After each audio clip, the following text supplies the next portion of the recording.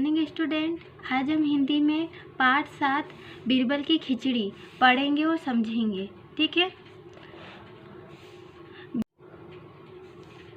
बादशाह अकबर के दरबार में बड़े चतुर मंत्री और दरबारी थे। बीरबल भी उनमें से एक था। वह बहुत ही होशियार और बुद्धिमान आदमी था। बादशाह हर काम के लिए बीरबल की सलाह लेते थे। वे बीरबल को बहुत चाहते थे। एक बार की बात है, जाड़े का मौसम था। जाड़े मतलब ठंड का मौसम था। शाम के समय अकबर और बीरबल शहर का भ्रमण कर रहे थे। भ्रमण मतलब घूम रहे थे। भ्रमण करके वे राजमहल लौटे। महल के सामने एक तालाब था। तालाब के चारों ओर सुंदर उपवन था। उपवन मतलब बगीचा था। बादशाह ने तालाब के पानी में हाथ डाला। ओह, कितना ठंडा पानी है, उन्होंने कहा। फिर उन्होंने बीरबल से पूछा, बीरबल, क्या इस पानी में कोई नहा सकता है? बीरबल ने कहा, जहाँपना, बहुत से लोग सवेरे ठंडे पानी से नहाते हैं। यह तो आदत की बात है। बादशाह ने फिर पूछा, अच्छा, क्या कोई रात भर इस तालाब के पानी में खड़ा रह सकता है? बीरबल ने उत्तर दिया, जहाँपना, हमारे राज्य में ऐसे बहुत लोग होंगे जो मुश्किल से मुश्किल काम कर सकते हैं। बादशाह ने कहा, ठीक है, सारे राज्य में ढिंढोरा पिटवा दो कि जो आदमी रात भर इस ठंडे पानी में खड़ा रहेगा उसे सोने की 100 मोहरें इनाम में दी जाएगी। ढिंढोरा मतलब घोषणा करा दो पूरे राज्य में, और मोहरें मतलब पुराने जमाने में चलने वाले सोने के सिक्के।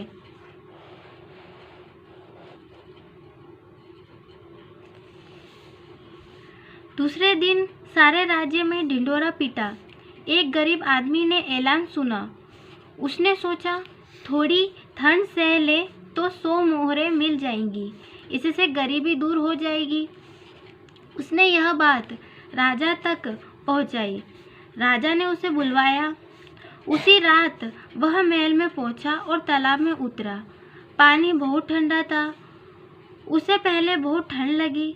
उसने चारों ओर देखा। राजमहल में एक कमरे में एक बत्ती जल रही थी। चित्र में आप देख सकते हैं।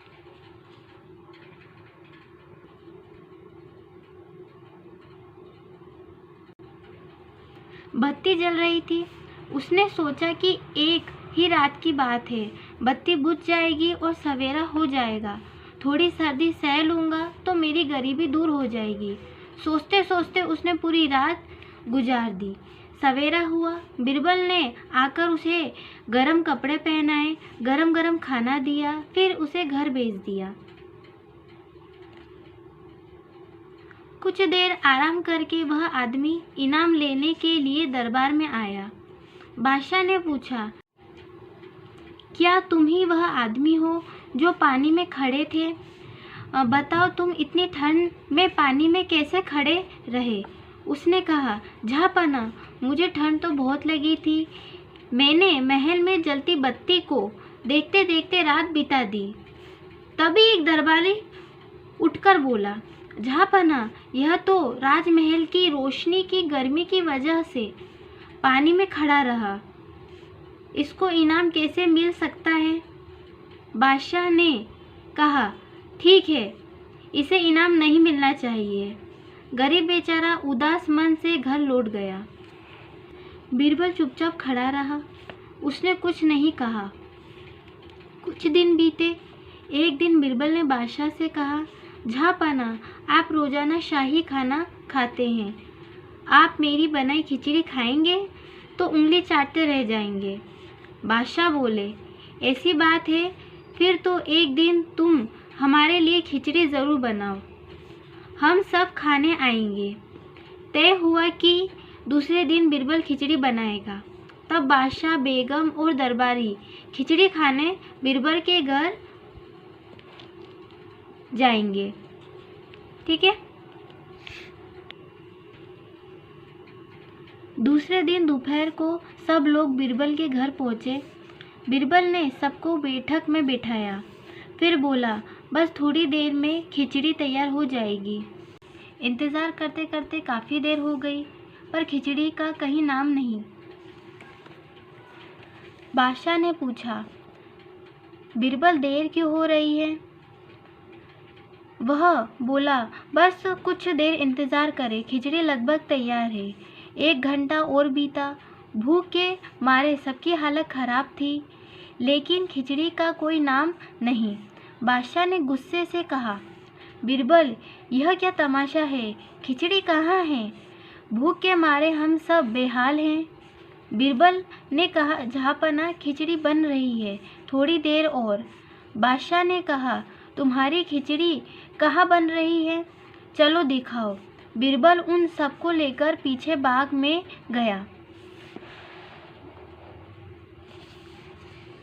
बाग में एक जगह 3 लंबे बांस गड़े थे। बहुत ऊपर एक हांडी टंगी थी। नीचे जमीन पर थोड़ी सी आग जल रही थी। उसे देखकर गुस्से में भी बादशाह हंस पड़े। बोले, अरे यह क्या बीरबल, हम तो तुम्हें अक्लमंद समझते थे। हांडी इतनी ऊपर है और आग एकदम नीचे। इस आग से खिचड़ी थोड़े ही पकेगी, ज़रूर पकेगी। आलम पनाह, बीरबल बोला।